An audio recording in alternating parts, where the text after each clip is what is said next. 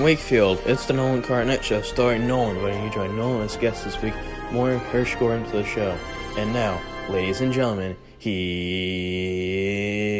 Nolan. And welcome back, ladies and gentlemen, to another edition of the Nolan Carr at Night Show, Season 3, Episode 10.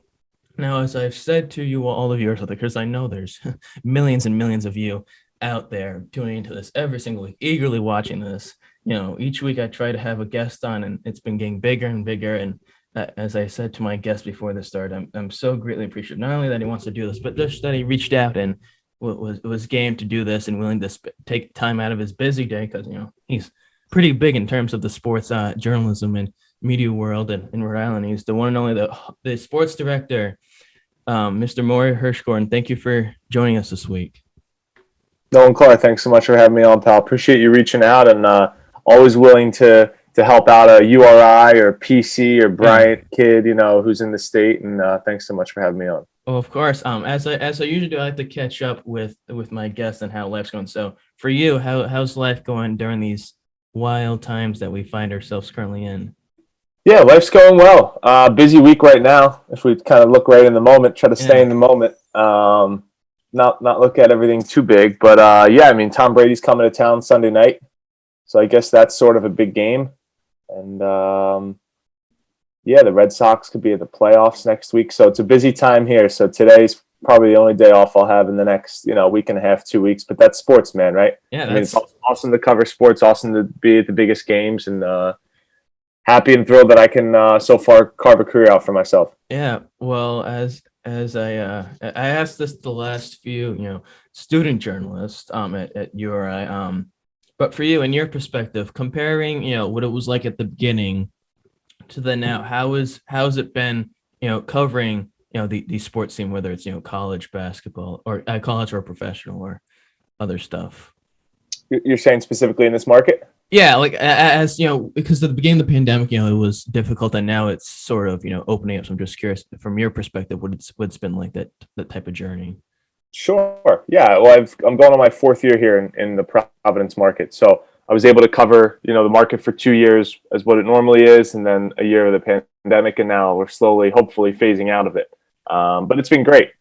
My first year here was Red Sox World Championship in the fall, Patriots Super Bowl in the winter, Bruins Stanley Cup final in the spring.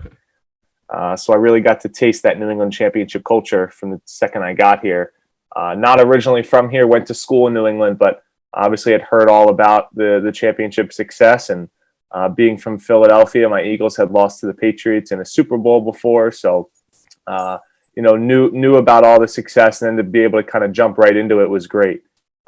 Pandemic obviously happened a couple years after that. We're hopefully getting out of that now, but that was a different time. As journalists, you had to find ways to, ask players creative questions via Zoom and via Skype, things like that. So in order to elicit the same answers that you'd get in the locker room, but missed being out on the field, missed being on the court, on the sideline, talking to players and coaches and seeing them up close and personal in their natural habitat and environment of where they succeed. So it's definitely been a wild time, but I wouldn't change it for the world. And super appreciative now to be able to be back in person after having lost that for about a year and a half. Now, you mentioned that you went to school in New England. Now, I kind of want to go back in time, relive the years. You went to Quinnipiac. I did my research thanks to the information from the website. What was it about that school that spoke out to you? Was it a school that was known for journalism? Was the news a big thing in that Hershgordon household growing up, or was it just like, oh, this is an interesting school, I'd like to go there? No, I definitely looked at schools, particularly for broadcast journalism. It had been a passion of mine since the time I was super young, and had been broadcasting games since the time I was 5-6 years old for my family and my grandfather. But yeah, I mean, started looking at broadcast journalism schools about 10 years ago now. And at that time, my grandmother had a friend who lived up in Connecticut, and she was in for a holiday when I was over her house, and she said, oh, you should take a look at this school in Connecticut.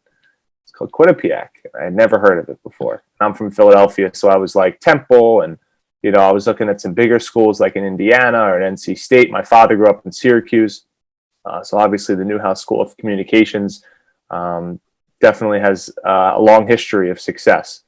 And then I went up to Quinnipiac and eventually took a visit and saw that it was a journalism school on the rise, saw that I could be a player day one, and that's exactly what happened. After I decided to go there, you get to campus and a couple weeks in, you're broadcasting a soccer game, you're writing an article for a field hockey game, you're doing anything you can as a freshman to earn your stripes to then be able to cover our hockey team who made a national championship my junior year, which I got to cover. Our women's basketball team made the Sweet 16 my senior year. So just kind of jumping right into the flesh freshman year early, getting your hands wet. And then after 4 years, you're ready to go do it for a check. Do it. Once you do that, you can do anything, like throwing a baby into the water.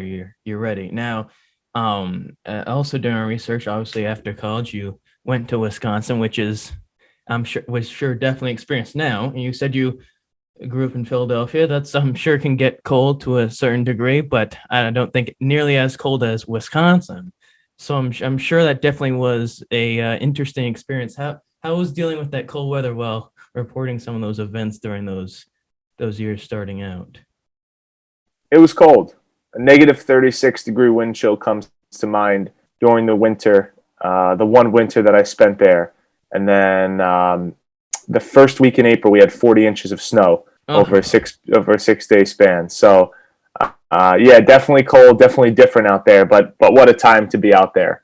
Packers were on the rise, even though Aaron Rodgers got hurt that year. The Brewers were on the rise. They haven't missed the playoffs since I've been there. Got to cover a Big Ten championship game. Wisconsin football was awesome. What else? The Bucks obviously were on the rise and just culminated it with a championship this past year with the rise of Giannis. So Wisconsin was awesome. Similar to here, crazy football town, crazy football area, and then the other sports are great and people are diehard.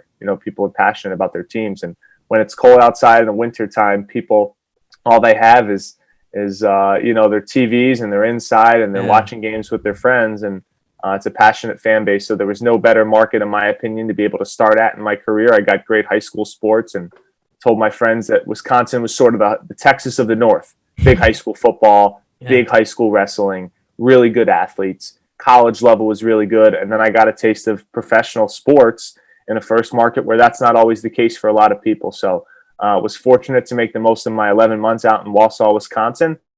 Don't know if I'll ever get back there again, but that place definitely holds a special place in my heart and was the launching pad for where I'm at now. I'm sure that the cold weather and reporting those games of the Green Bay Packers, Aaron Rodgers, and then Giannis Antetokounmpo and the Bucks on the rise was definitely something that definitely hardened you and gave experience. Now I'm curious. Speaking of the Packers, and obviously you covered them. Aaron Rodgers and his team have been, I think, in the news quite a bit over the last, year or so, maybe more, in terms of, I think, decision making. How do you, as someone who covered that team for a brief moment, how do you assess that situation? And is it similar to the situation that Brett Favre had when he was on the outs with that team?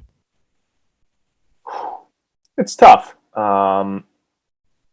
It doesn't seem like they're sold on Jordan Love yet. Spent a first-round draft pick on a quarterback that who knows how he'll turn out after the Packers have been to back-to-back NFC championship games. So I think Rodgers would have liked another weapon or two. We see what he's done with a sort of a depleted core at wide receiver other than Devontae Adams.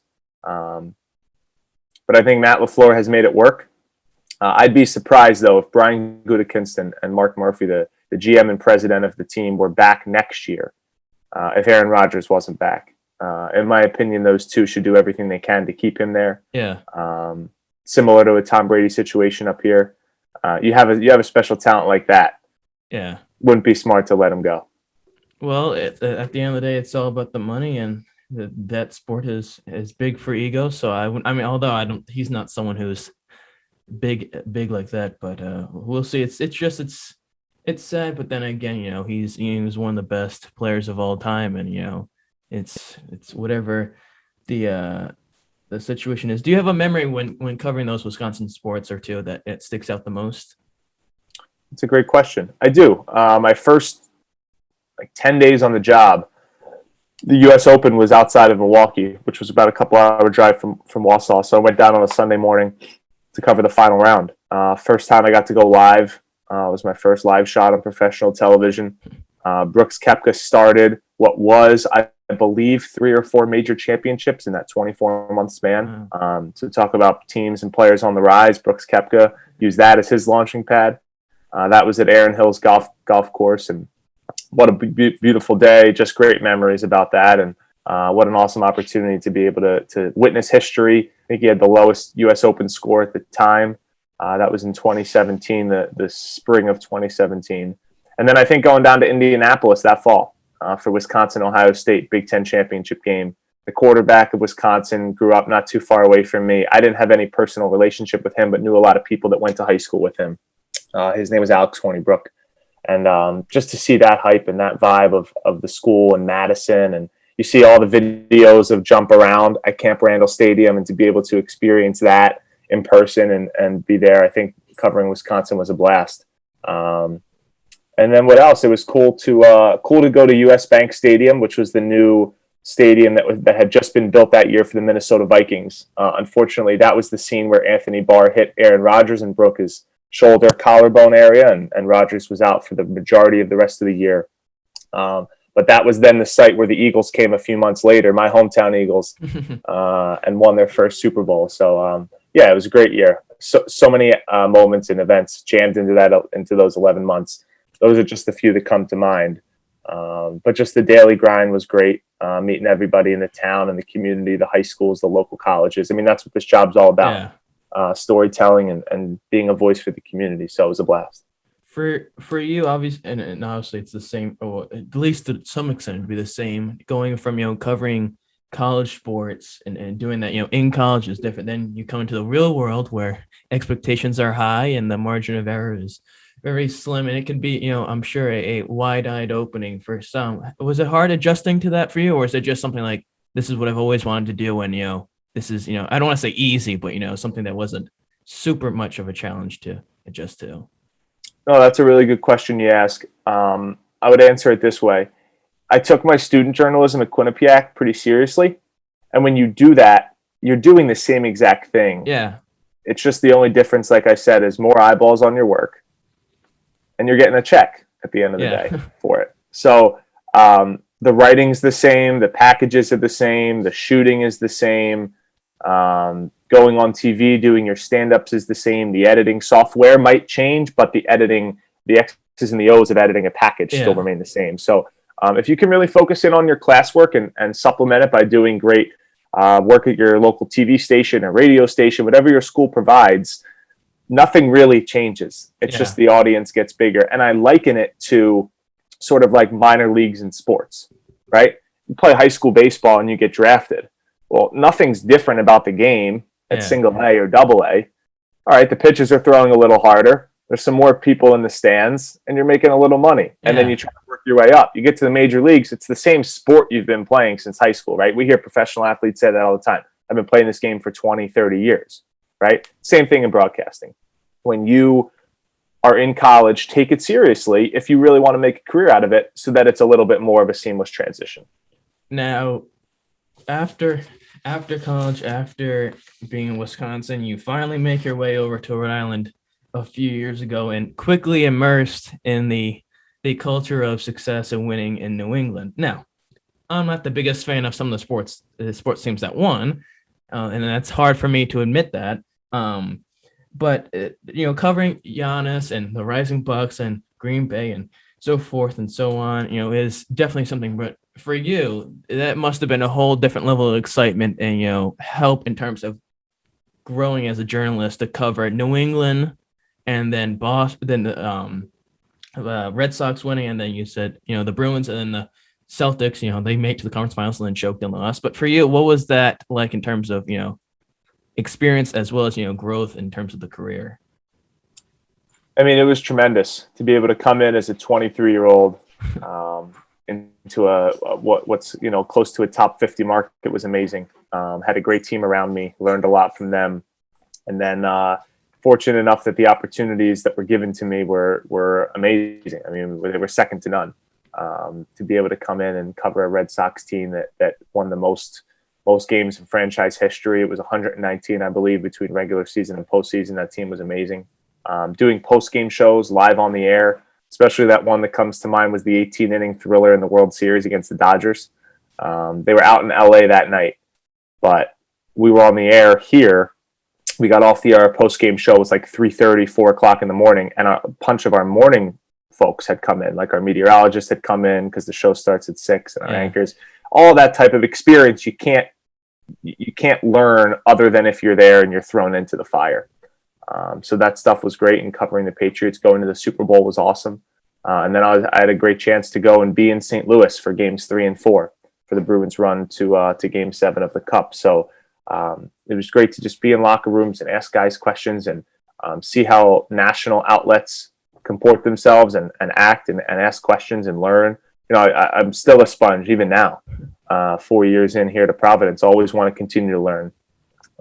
So it's definitely been a great opportunity, and just recently signed a 3-year contract a couple months ago. So I'm here for a little bit, and hopefully continue to get those opportunities. But like I always say, the job doesn't change whether the teams win or lose. It's great if they win, and it's awesome if we can cover like the big championships and the playoffs and the big events.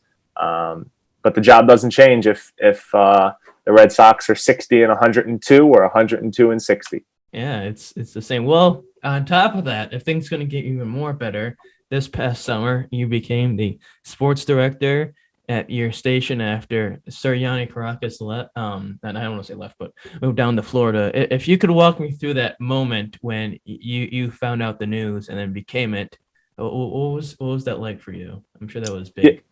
Yeah, it definitely was, Nolan. It was a really special moment. Never thought it would have happened, knowing that Yanni was a native Rhode Islander, but things in his personal life worked out where they had to move to Florida, and I had an opportunity after I had ascended to the number 2 spot to take over the department. And it was something I didn't know if I would get. I hadn't been a sports director previously. Had to beat out some talented candidates who I'm sure wanted that job and expressed interest, but it was just a really special moment for my family, really special moment that I got to share with my grandparents. My grandfather was a big influence on my life. He unfortunately passed away in the beginning of July, not too long ago. And just briefly, our story is that he was blind for almost the last 50 years of his life. Oh, wow. It was a rare genetic disorder that took his eyesight. But he had a passion for sports. I had a passion for sports, and I'd go over to his house all the time, and broadcast games. I would mute the television and I would give him my own play-by-play, my own sideline reports. And just to be able to share that news with him and my grandmother. My grandmother's still alive. Just to be able to share that news with him back in May when the word finally got out there publicly, it was just super special because I had been kind of working at it since the time I was super young. Yeah. And he had been there for my, quote, first broadcast. And I always call my grandfather my first audience. So to be able to share that with him and my parents, who helped make a lot of sacrifices for me to be able to be in this position, was great. And through my work ethic, every single day, I just try to repay them and repay my grandparents and make sure that name holds a lot of weight. Yeah, well, it definitely is, an impressive thing. And, I give, all the kudos to you for, being able to pull it up. So I'm sure it's sometimes stressful. And I'm sure when you first officially became it, and it was your first time to do when Yanni wasn't there anymore, I'm sure the nerves and everything else was spiked up tremendously. What was that like? I'm curious on that first moment when you were officially the sports director. I think it really hit me at 2 points early on in that first month and a half was training camp.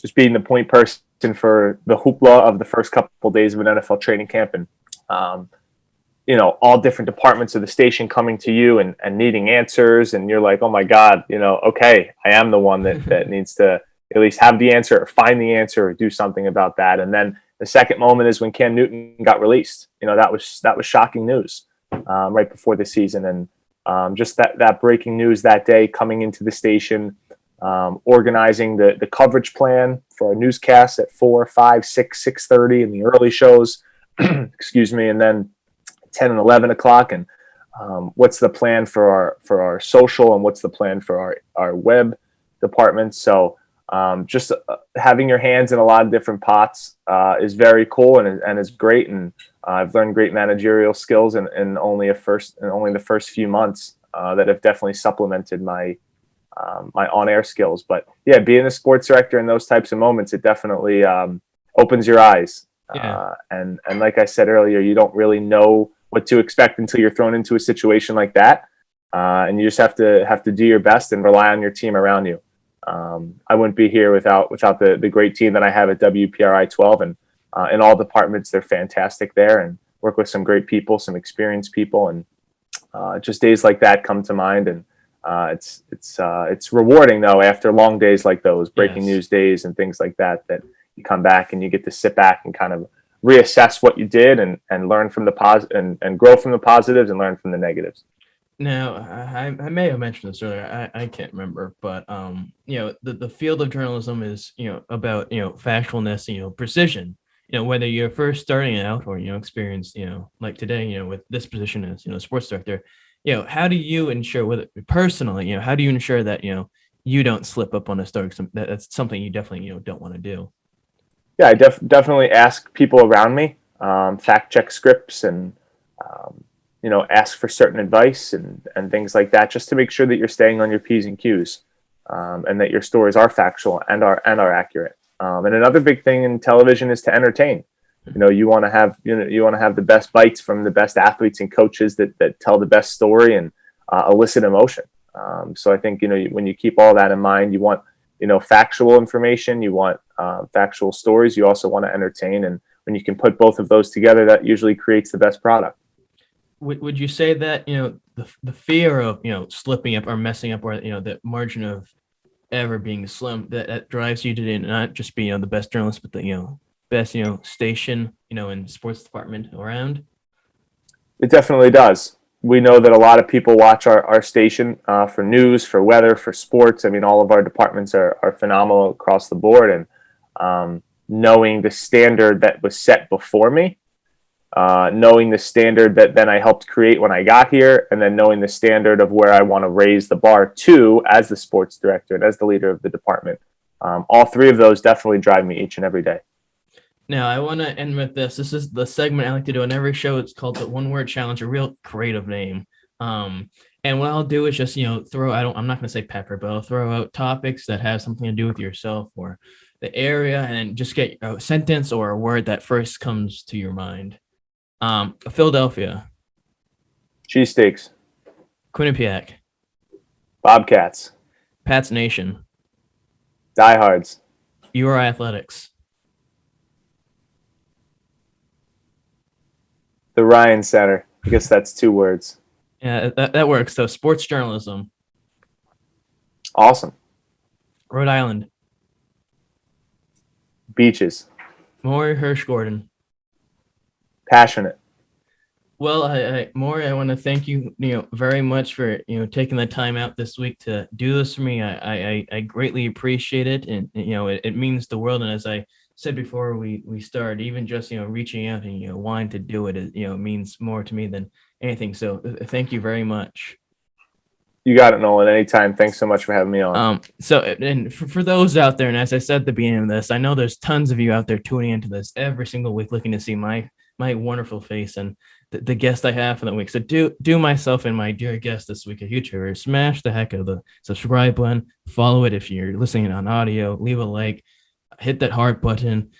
Click that bell notification so you're notified when another amazing episode of myself comes on. Because later down the road, after you do this, and Morey gets inducted into the Broadcast Journalist Hall of Fame, you're like, dang, that episode early on was pretty amazing. So do myself a favor. It's also on social media, Instagram, Nolan Carr at Night Show, and then Twitter, it's Nolan Carr at Night. Morey, would you like to plug anything for the tons of viewers out there? No, I think everything's good. I mean, they know where to find us. Channel 12 in Rhode Island and southeastern Massachusetts, and that's CBS and Fox. We're a duopoly, and just excited to have all of our continued content and cover the teams coming up here in the playoffs. Hopefully, the Red Sox make a big run. Well, and with that being said, I'll catch you all next week for another show. In the words of Johnny Carson, I bid you all heartfelt good night. See you later.